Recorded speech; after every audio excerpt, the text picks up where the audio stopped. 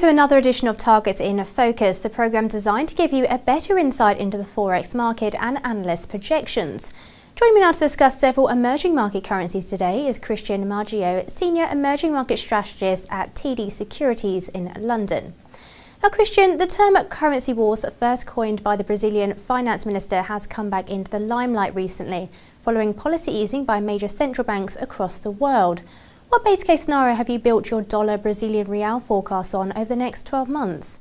Well, it's clearly the fact that Manteiga has returned speaking about the currency war is changing somewhat the backdrop. My scenario, which is under review at the moment, is for a slightly stronger real over the next 5 quarters, and I expect it to fall just below to the dollar in Q4 this year and down to 190 by the end of next year.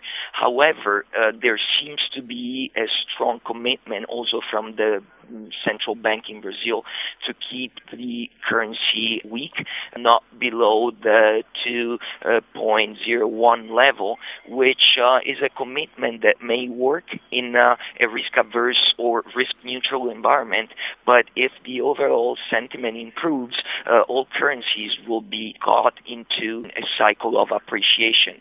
At that point, I believe that even the authorities in Brazil could allow a little more appreciation than what they seem committed to at the moment, because what it really matters is not how much the real appreciates or depreciates against the dollar, but is how much the real appreciates against the dollar versus other EM currencies. And if we look at this relationship in terms of real effective exchange rate, what you actually see is that over a year time, the real has significantly weakened, and now it's much cheaper currency than it used to be a year ago, which supports competitiveness of the Brazilian exports. So in this perspective, other currencies keep appreciating. You don't have such a strong case for keeping the Brazil so weak on a nominal level because the currency is already competitive as it is today.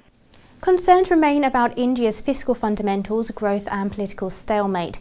But how has liquidity injections by major central banks like the Federal Reserve and the ECB, for example, affected the Indian rupee? And what are your short, mid and long-term projections for the US dollar versus the Indian rupee? The impact was definitely positive, as it was for all emerging currencies and for risk assets in general. We have seen a good rally over the August and especially September period. But what really can be a game changer in terms of rupee performance is the development on the domestic front. Because if we have a normalization of external drivers and they return to a more neutral level, the market will inevitably shift the focus to what is going on domestically, which has been one of the main hindrances for the rupee appreciation over the last year and a half. Now, the government has recently approved a reform package and has also introduced a tax break for foreign investors that lend money through loans or bonds that are meant to support infrastructure projects. All these are very positive developments, and the rupee has a strong potential of outperforming in the M space. But this is not yet reflected in my forecast, which remain on a very cautious stance. And as a matter of fact, I still expect the rupee to stay at or slightly above 56 until mid next year.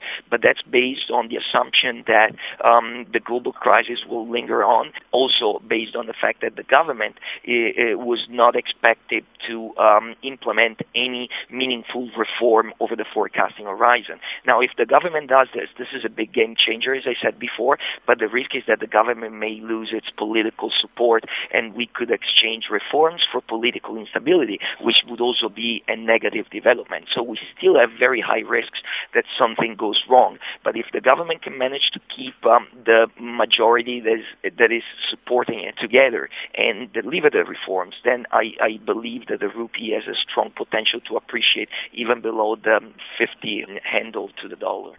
Several concerns are also affecting the South African economy as labour unrest continues. In terms of South African rand versus the US dollar, what do you think will be driving movement in this currency pair going forward? Well, first of all, we have an economy that is slowing, and the recovery will take time. It will take time because it depends on domestic and external variables. The unemployment rate remains extremely high at 25%, but that's something that has been there for a long time. Another problem that we see now is the widening current account deficit, which has put additional pressure on the rand. And on top of that, we know that the rand is a very strongly risk-correlated currency, which means that it reacts a lot more than most other EM currencies to the external variables.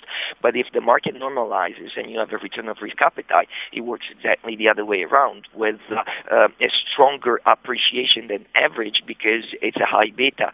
There are a few other issues that have emerged recently which represent a serious question mark, and that is in particular the strikes that we have seen in the mining sector and the consequent wage settlement, which is going to have some impact on the CPI outlook. And the final comment is on the central bank. The ZAR is still erring on the dovish side, so another cut this year is possible. This is not our baseline scenario, but we could see that. It's not unthinkable. And as the ZAR pushes rates even lower, that could add even more strains to the currency. But I do believe that that's more of a short, medium-term concern, while over the long term, the rand should be supported by the global recovery. Cristian, thank you very much for joining me again and for sharing your outlook on some of the emerging market currencies. Now, the next edition of Targets in Focus will be available on Friday, but until then, there is plenty to keep you updated and informed on Dukascopy TV, so make sure you stay tuned. Goodbye for now.